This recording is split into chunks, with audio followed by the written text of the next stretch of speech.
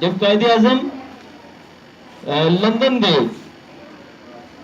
گئے کالج میں داخلے کے لیے، وہ لا کرنا چاہتے تھے، قانون کی ڈگری حاصل کرنا چاہتے تھے، تو انہوں نے کچھ کالجز، کچھ یونیورسٹیز کا وزٹ کیا اور انہوں نے ایک کالج پسند کر لیا داخلے کے لیے۔ تو ان سے جب پوچھا گیا کہ آپ نے یہ کالج کیسے پسند کیا ہے، اس سے تو اچھے کالج اور بھی تھے، لیکن قائد اعظم نے فرمایا کہ میرے خیال میں یہ کالج سب سے اچھا ہے کیونکہ اس کے گیٹ کے اوپر لکھا ہوا ہے کہ دنیا کا سب سے بڑا منصف جو شخص ہے اس کا نام ہے محمد صلی اللہ علیہ وسلم۔ تو قائد اعظم نے وہ کالج سلیکٹ کیا جس کے اوپر ہمارے نبی صلی اللہ علیہ وسلم کا نام لکھا ہوا تھا۔ اس کا مطلب ہے کہ جو ہمارے لیڈر تھے قائد اعظم، انہیں اپنے نبی صلی اللہ علیہ وسلم سے بھی بڑی زیادہ محبت تھی، اسی لیے انہوں نے ان کے نام کی وجہ سے وہاں پہ داخلہ لیا۔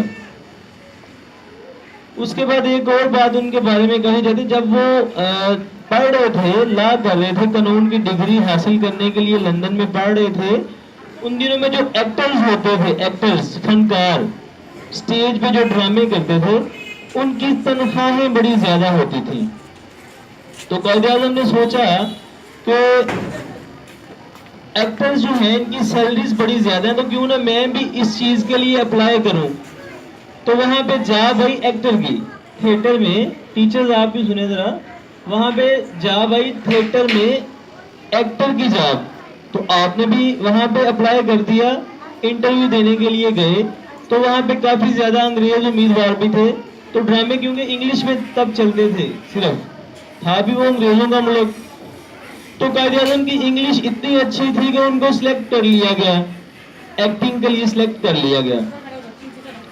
تو انہوں نے قائد اعظم سے کہا کہ آپ ایکٹنگ کے لیے فلاں ڈیٹ کو آ جائیں۔ اس کے بعد قائد اعظم نے آگے گھر میں اپنے ابا جی کو خط لکھا، ان کو کہا کہ میں یہاں پہ ایکٹر کے طور پر سلیکٹ ہو گیا ہوں۔ تو ان کے والد صاحب نے واپسی پہ خط بھیجا اور لکھا کہ بیٹا آپ وہاں پہ قانون کی ڈگری حاصل کرنے گئے ہیں، اس لیے آپ نے ایکٹنگ نہیں کرنی، اداکاری نہیں کرنی، یہ ہمارا کام نہیں ہے، ہمارا کام پڑھنا ہے، آپ پڑھنے گئے ہو، آپ نے پڑھنا ہے۔ تو حالانکہ اگر آج کل کا کوئی لڑکا ہوتا تو وہ سوچتا کہ ابا جی کو کیا پتا ہے، ایکٹر کی اتنی زیادہ تنخواہ ہے، میں کیوں یہ نوکری چھوڑوں۔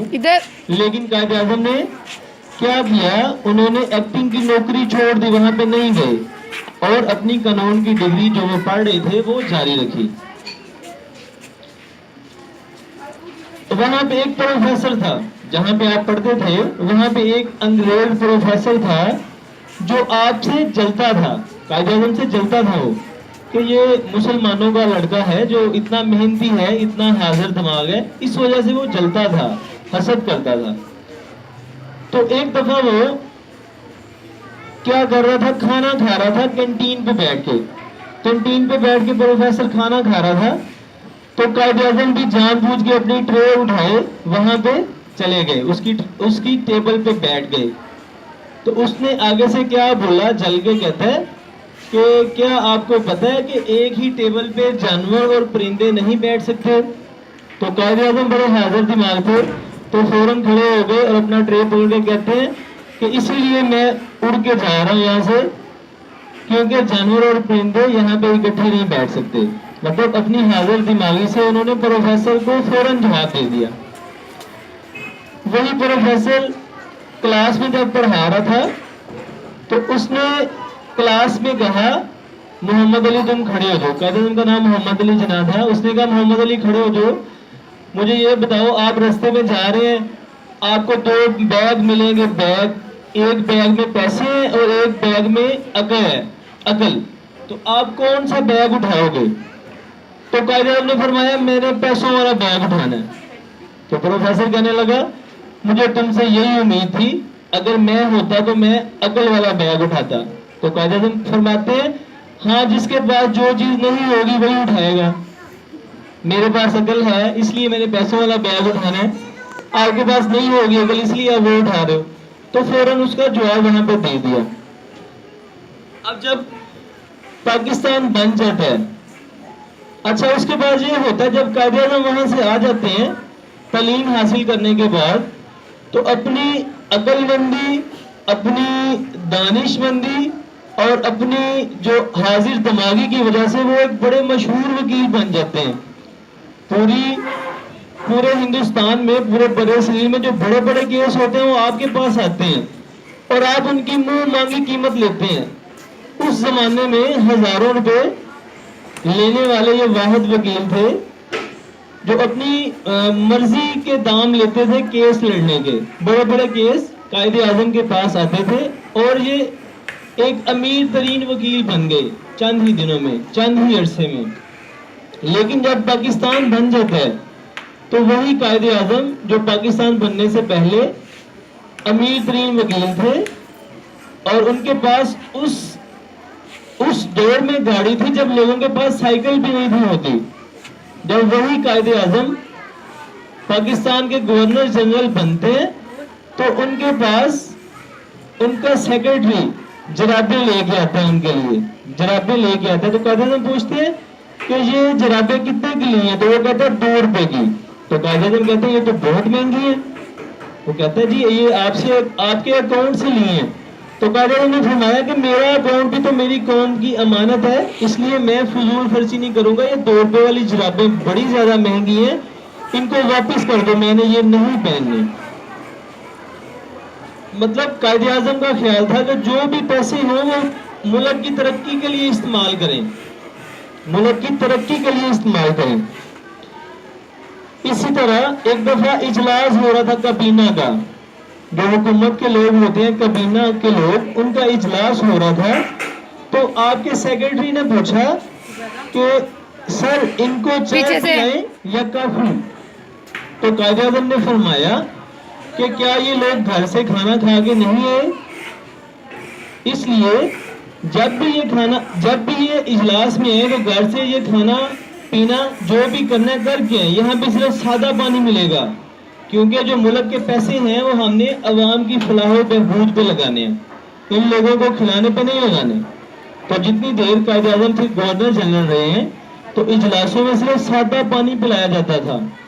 جو آج ہمارے حکمران ہیں وہ ایسی کرتے ہیں، ایک وقت میں ہزار قسموں کے کھانے پک رہے ہوتے ہیں، پانی بھی وہ پیتے ہیں جو بوتل میں آتا ہے، خرید کے لیتے ہیں، کولڈ ڈرنکس پیتے ہیں ہمارے پیسوں سے. لیکن جو ہمارے لیڈر تھے انہوں نے سادہ پانی کا حکم دے دیا کہ ہم نے اپنے پیسے اپنی عوام پر خرچ کرنے ہیں، ہم نے فضول خرچی نہیں کرنی. ایک دفعہ کیا ہوا کہ کچھ سامان ان کا سیکرٹری لے کے آیا، اس کی آپ نے لسٹ دیکھی تو 38.5 روپے کا سامان تھا. اس میں کچھ چیزیں فاطمہ جناح نے منگوائی تھیں، ان کی بہن نے. تو قائد اعظم نے فرمایا جو چیزیں میری بہن نے منگوائی ہیں اس کے پیسے اس سے لیں، پاکستان کے اکاؤنٹ میں سے نہیں یہ پیسے جائیں گے. مطلب اپنے ملک سے اتنے زیادہ مخلص تھے کہ 1 روپیہ بھی سرکاری خزانے سے نہیں جائے گا بلکہ اپنے پیسے بھی سرکاری خزانے پر خرچ ہوں گے. اتنے مخلص لیڈر.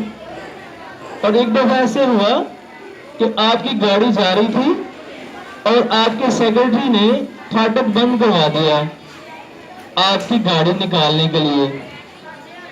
تو آپ بڑے غصے ہوئے، آپ نے کہا یہاں پہ کسی کو پروٹوکول نہیں ملے گا، یہاں پہ کوئی وی بھی نہیں ہے، میں بھی عوام جیسا ہوں، لہذا پھاٹک جو ہے بند نہیں کروانا، گاڑی جانے دیں، میں بھی سب کے ساتھ جاؤں گا.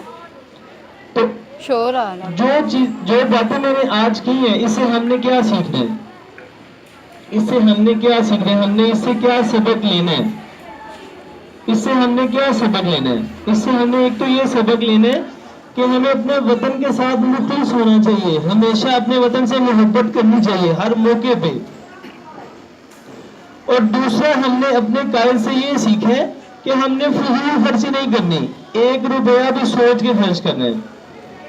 آج جب میں دیکھتا نا کہ آپ جو بچے ہیں پیسے گیمیں کھیلنے پہ خرچ کر رہے ہیں، فضول کھلونے خریدنے پہ خرچ کر رہے ہیں، تو مجھے بڑا افسوس ہوتا ہے کہ آپ کے والدین اتنی محنت سے پیسے کماتے ہیں اور آپ ان کو فضول چیزوں پہ ضائع کر دیتے ہیں. فار ایگزامپل آپ کے پاس پیسے ہیں تو آپ اس سے کوئی اچھی چیز کھا لیں، جیسے فروٹ ہے. گندی چیزوں پہ پیسے خرچ نہیں کریں، فضول خرچی نہیں کریں. اس کے بعد फॉर एग्जाम्पल, मिसाल के तौर पर जब आप बड़े अहदों पे पहुंच जाते हैं, जब आप डॉक्टर्स बनते हैं, इंजीनियर्स बनते हैं, ब्यूरोक्रेट बनते हैं, जो भी मुल्क में आप मुल्क की बागडोर को संभालते हैं, जिस भी मुकाम पर पहुंचते हैं, तो तब भी आपने कोशिश करनी है कि अपने मुल्क के वसाइल को मुल्क के लिए इस्तेमाल करना है, अपने मुल्क के वसाइल को मुल्क के लिए ही इस्तेमाल करना है, उसको फिजूल खर्ची में ज़ाया नहीं करना, बिल्कुल भी फिजूल खर्ची में ज़ाया नहीं करना, क्योंकि हमारे लीडर ने, हमारे कायद ने हमें ये सिखाया है। और सबसे एंड पे कायदे आज़म का एक नारा है मशहूर, क्या उस आपको क्या पता है वो कौन सा नारा है? ईमान, इत्तेहाद, तंजीम। कायदे आज़म का ये नारा है, उनकी पहचान है, जो उन्होंने फरमाया है, ईमान, इत्तेहाद, तंजीम, कि हमें ईमान रखना है कि हम इंशाल्लाह तरक्की करेंगे और ये हमारा मुल्क दुनिया का सबसे अजीम मुल्क है, ये हमारा ईमान होना चाहिए। दूसरा इनका जो वर्ड इत्तेहाद, हमें आपस में प्यार मोहब्बत से रहना चाहिए, इत्तेफाक के साथ, लड़ना झगड़ना नहीं चाहिए। तीसरा तंजीम, हमें आपस में नज़्म ज़ब्त के साथ रहना चाहिए, डिसिप्लिन से रहना चाहिए, हमें मुल्क के कवानीन को फॉलो करना चाहिए। तो ये कायदे आज़म ने आपके लिए पैगाम दिया है, ईमान, इत्तेहाद, तंजीम, इस पर आपने यकीन रखना है और इस पर आपने अमल करना है।